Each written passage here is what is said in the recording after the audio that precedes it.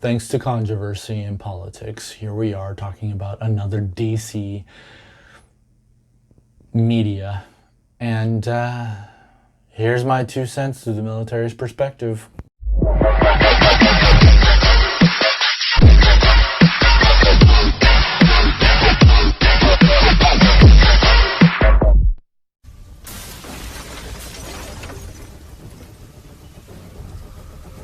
Remember, children, this is a contact sport. So just as a introduction, if you don't know already, welcome to my channel. My name is Tom Cruise. I am the CEO of Geek Boots Military Nerds, and I'm kind of doing my own personal reviews on my side on my channel to keep you guys entertained.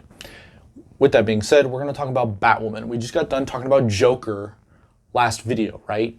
Batwoman's under some fire from people, and I thought I'd offer my 2 cents, especially things that aren't being talked about. First and foremost, Batwoman, Kate, I don't remember her last name of the character, is military.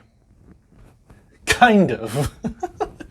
We're going to talk about the show, and then we're going to talk about the trailer, and then we're going to talk about the show, because I'm going to bring up why I want to do this. Talk about the military, and then we're going to talk about other things. First and foremost, I would just like to say that they did not make it clear which branch of service she's in. Hell, their PTs, their sweat PTs, don't even have the branch of service they're a part of. Now, I don't know a whole lot about like West Point, because I'm not West Point, so I don't know about that. And it is totally acceptable and normal for some members of the military to not know a whole lot about every other branch, every other kind of training, every other service. So I would just simply state that I wanted to come into it with my military perspective, and I have to say they did not offer a lot of information.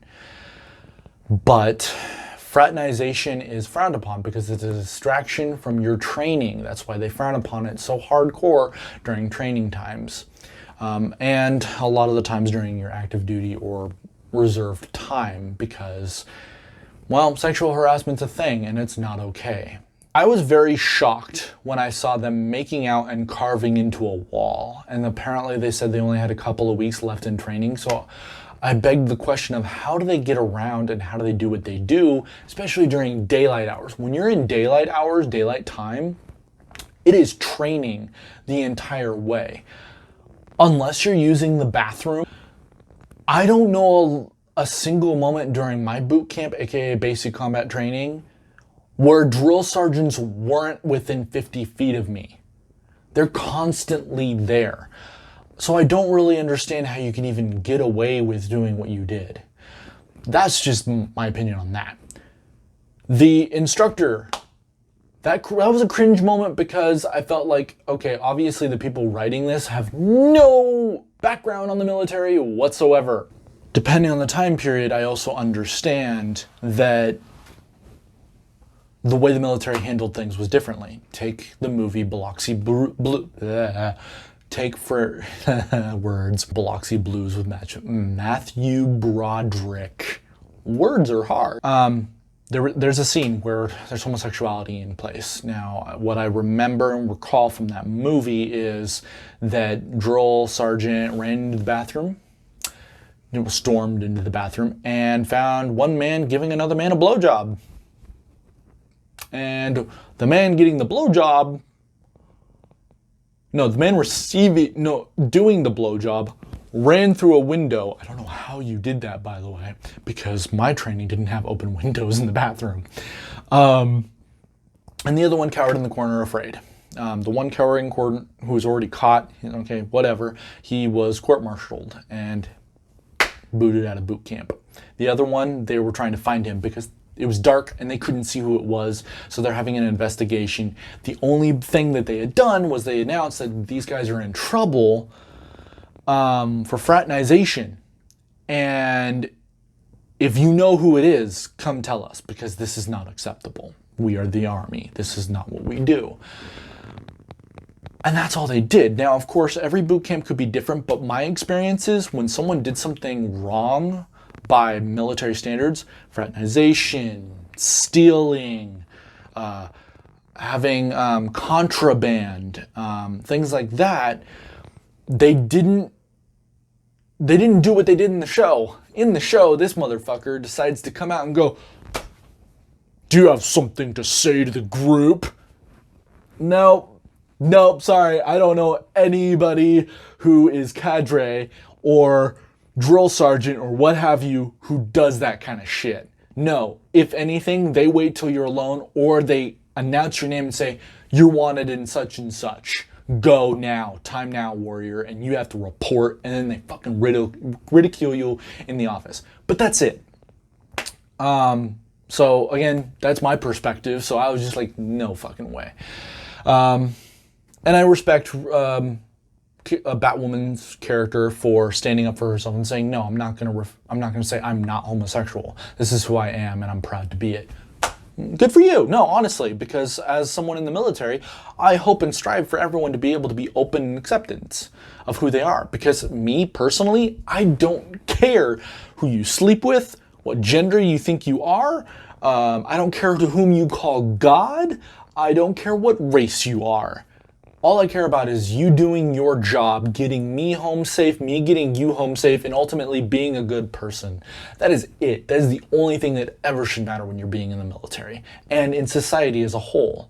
So I really support her standing up for herself. So here's where we get to the cringe factor, though. The cringe factor was the trailer. That trailer was cringy with a capital C.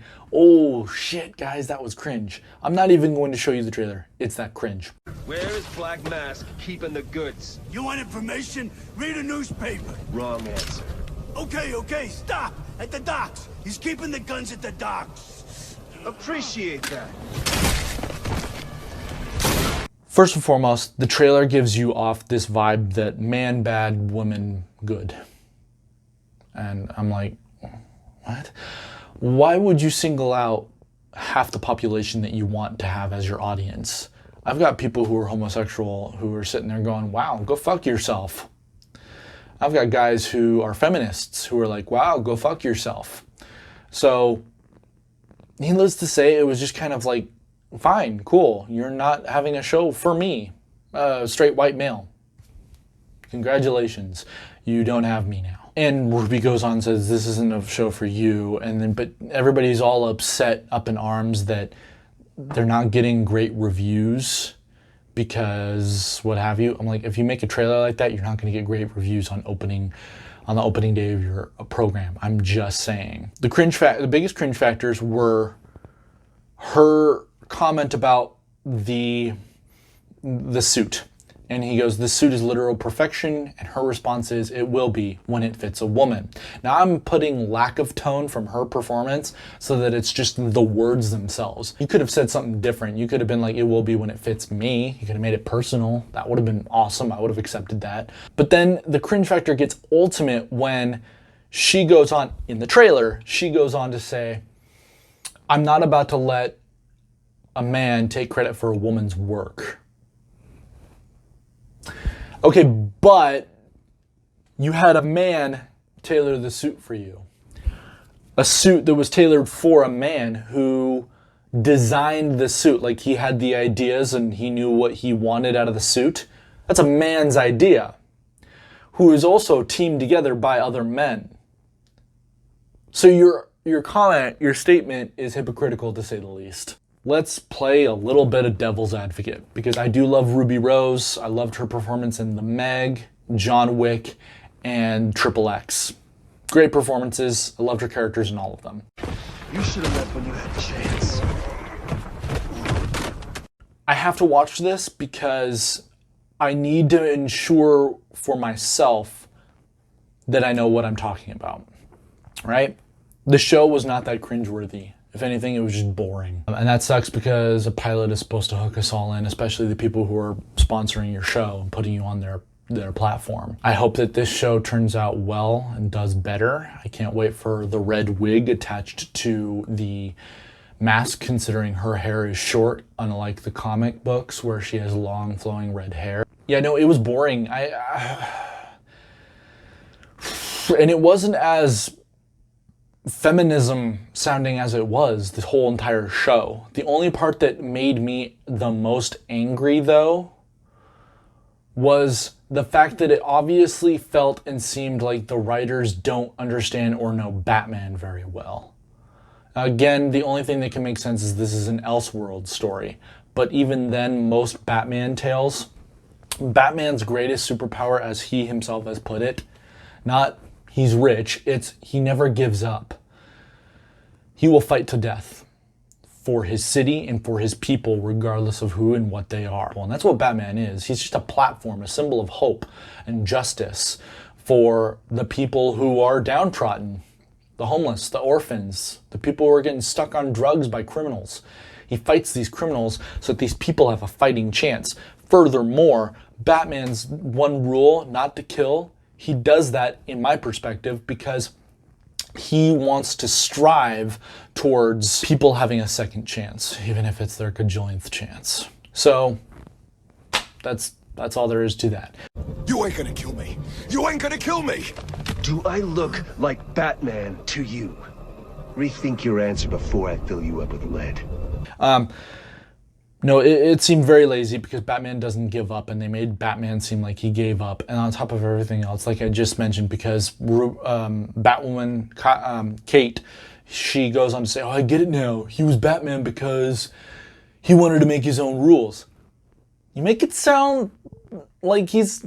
What? No. Batman, what? He worked with the police because he wanted to do something the police couldn't and use his training and his methods to catch the crooks so that the police can do their job better and so that the criminals don't have an upper hand on the cops, because most of his main bad guys are guys who can take on the entire police force by themselves. So he needs to be that guy that levels, evening the odds, so to speak, as it was in Arkham Knight. Anyway, that is my review of Batwoman. I had to make sure I jump on top of this because it's interesting how it comes shortly after Joker. And controversy looms over both Batwoman and Joker due to their imagery and platform and stories. So I'm Tom Cruise of Geek Boots Military Nerds. Hit that little bell to let you know that I've uploaded a new video. It really helps me out. Here's the little end video I always use to let you know I want you to subscribe. With that, I'm out. Hands on the controller, shaking fingers poised over the button. Each tip glistening with sweat and quivering in anticipation of the moment in which you Push the button!